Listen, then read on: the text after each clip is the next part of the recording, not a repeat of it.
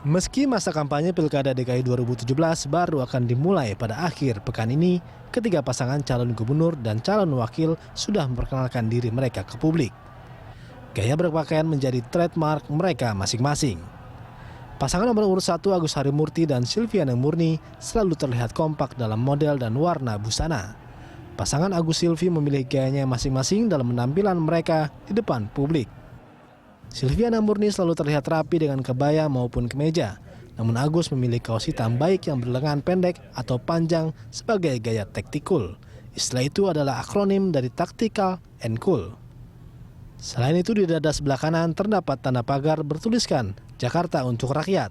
Sementara di sebelah kirinya terdapat singkatan nama Agus AHY.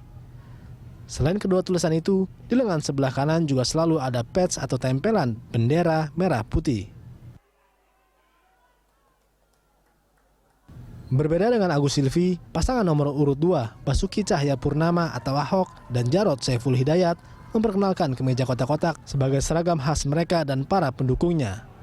Bagi Ahok, pemakaian kemeja kotak-kotak itu sudah yang kedua kalinya. Pertama, ia mengenakan kemeja kotak-kotak saat maju bersama Joko Widodo pada Pilkada DKI Jakarta 2012.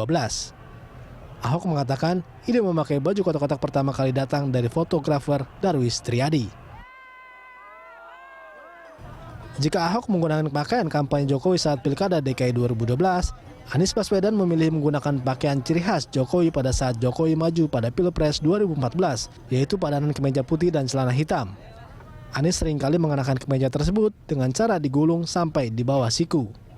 Wakilnya Sandiaga Uno menceritakan alasan pemilihan pakaian itu. Sandiaga sendiri pun kerap tampil dengan kemeja putih dengan lengan pendek berkantong 4. Kemeja yang identik dengan Ketua Umum Partai Gerindra, Prabowo Subianto itu dipasangkan dengan celana coklat.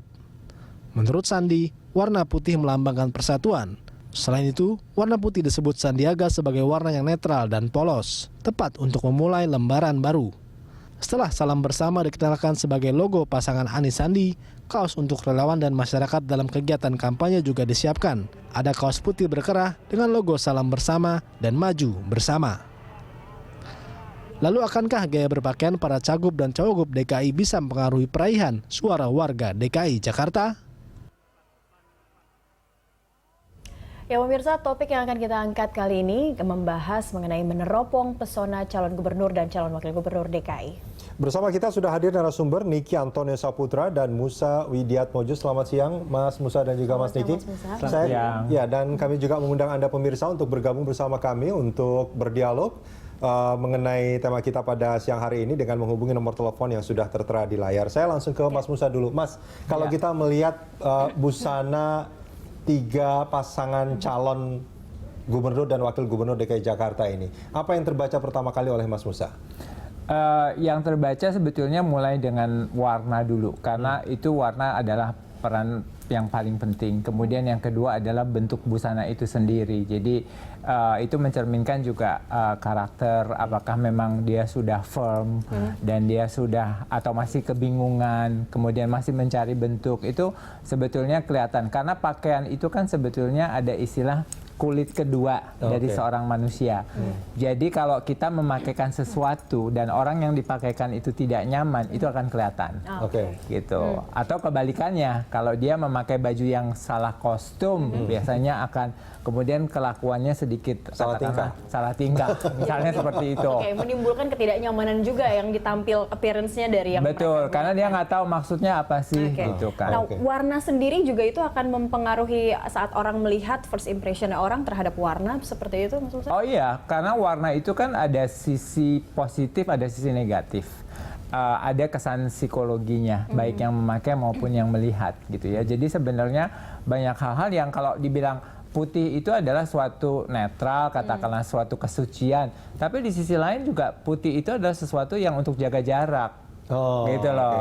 Artinya lu jangan dekat gue nih, gitu kan. Kan kita nggak sebebas kita mau tidur-tiduran atau duduk ya. Jadi memang ada dua sisi itu gitu. Dan kalau kita melihat misalkan tadi seperti Mas Musa katakan, putih misalkan dianggap sebagai kesucian, terus juga netral, bahkan di sisi lain juga ada arti lainnya gitu. Seolah-olah memang setiap orang bisa aja mengartikan warna itu terserah mereka karena warna mungkin tidak punya arti yang secara absolut mungkin gitu ya.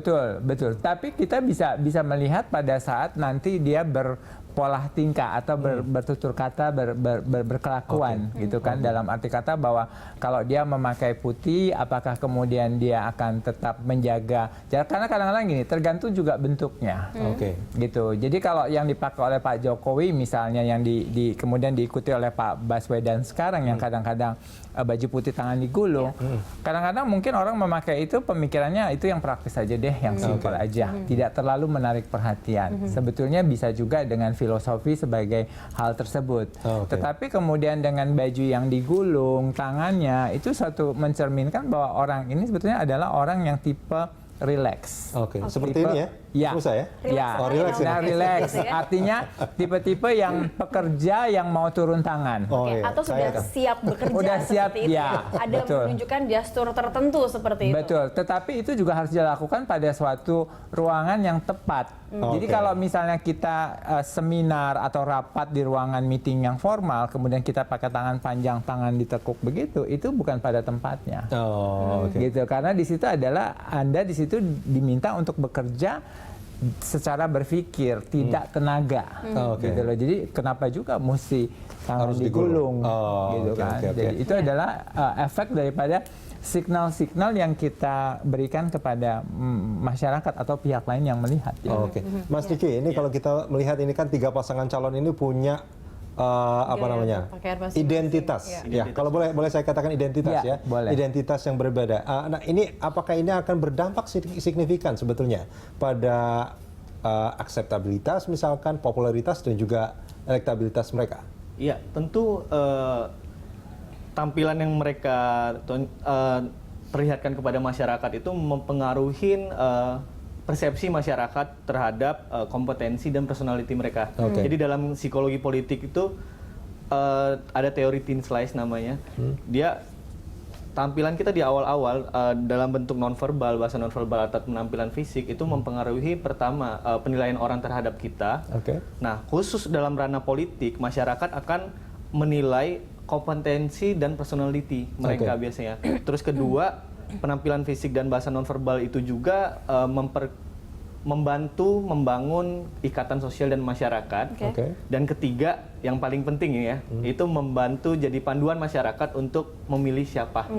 Memilah, karena masing-masing harus punya identitas masing-masing. Iya, tentu. Karena dalam teori perilaku memilih, biasanya masyarakat itu akan memilih orang yang sesuai dengan kepribadian mereka, atau yang mewakili wajah mereka lah istilahnya kayak gitu. Nah, itu dengan pakaian yang ada putih, ada yang pakaian tactical suit gitu kan, ada yang kotak-kotak lah. Sementara misalkan saya senangnya bajunya warnanya biru kayak gini. Ini mereka nggak mewakili saya dong jadinya, atau gimana? Kita lihat sekarang konteksnya dalam masyarakat DKI ya. Dari hasil survei-survei tentang Pilkada DKI itu kelihatan kalau masyarakat DKI itu yang pertama mereka sukanya pemimpin itu yang punya integritas moral, jujur, bersih dari korupsi. Nah, itu bisa sebenarnya jadi diwakili dengan bentuk putih tadi biasanya.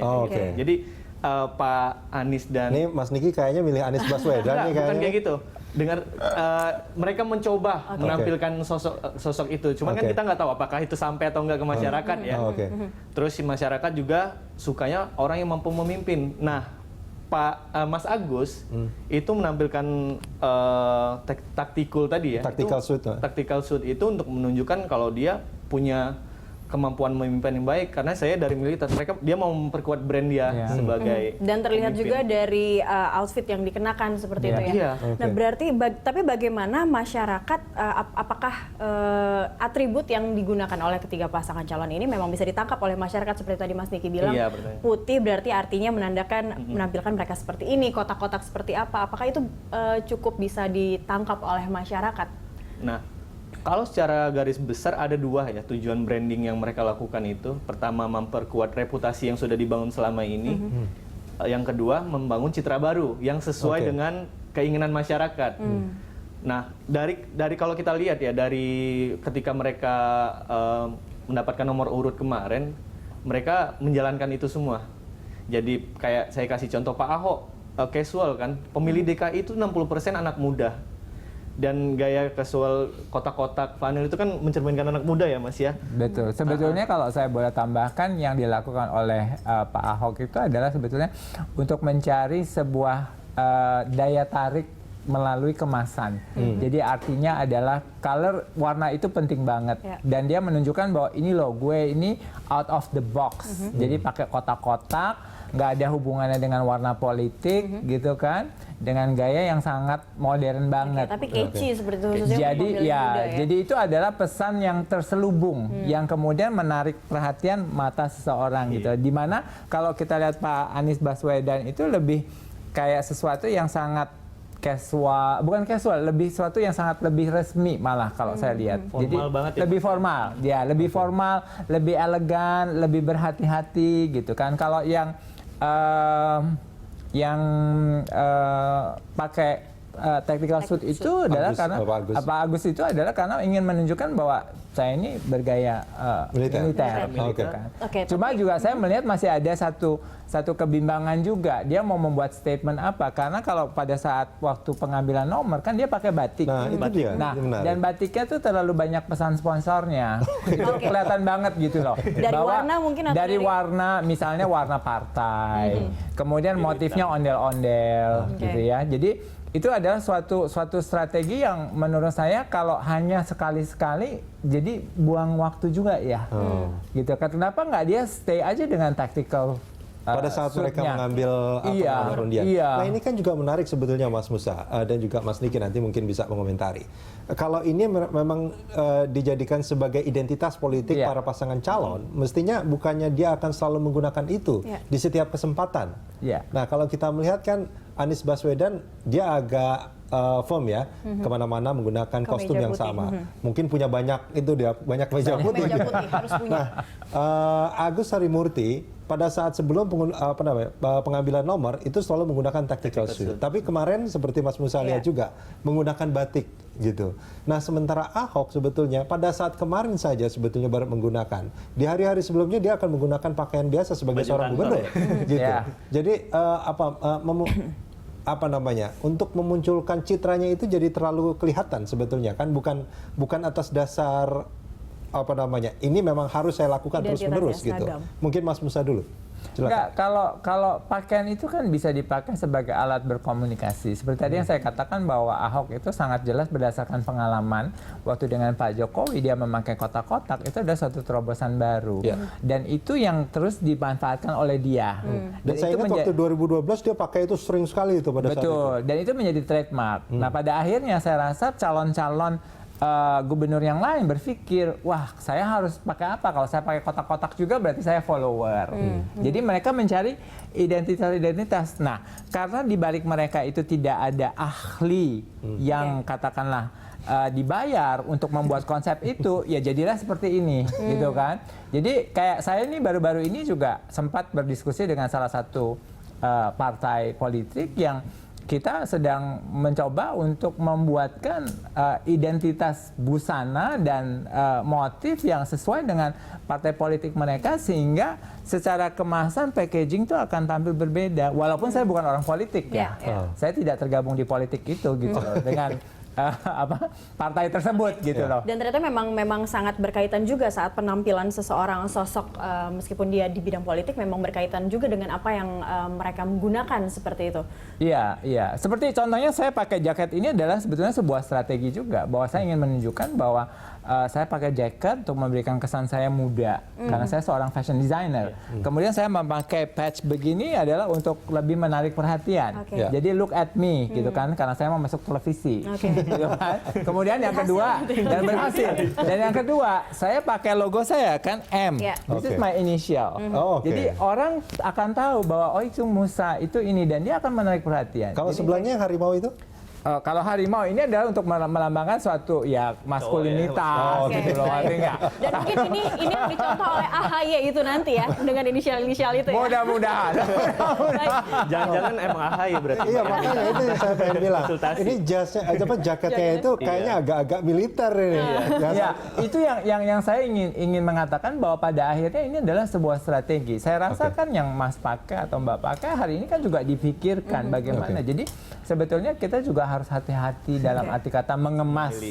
Ya karena pakaian itu adalah kemasan. Kalau kemasannya salah, orang akan udah ilfeel gitu istilahnya. Mas Musa dan Mas Niki, kita jeda sebentar. Ya, pemirsa jangan kemana-mana, Lanstock masih akan kembali usai jeda.